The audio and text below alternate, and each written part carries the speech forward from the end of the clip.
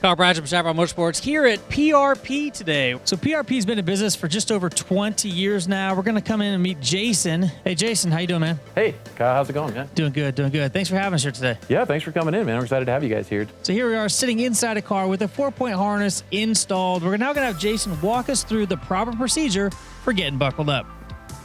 So the most important part is to keep that lap belt in the right spot. So what you want to do is you buckle up the lap belt, so whether you have the auto style like this or the other one, and tighten it down really tight. I almost suggest like uncomfortably tight in a way, just so you know you're nice and snug in there. Okay. Once that's nice and tight, then you can throw on the shoulders and tighten those down.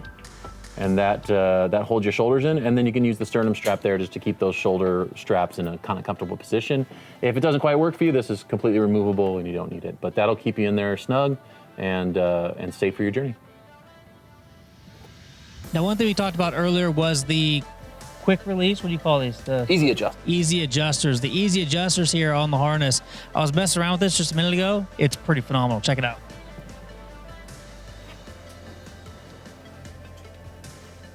So now I can move around inside the car. Yep. You can get out the door and kind of check out your line if you're doing a little rock crawling or something, and really see where you're going. Really easy to secure them back down, and then if I want to move again, simply open them up.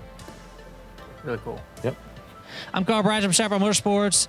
This is Jason from PRP Seats. Thank you for joining us. Until next time, take care and ride safe out there.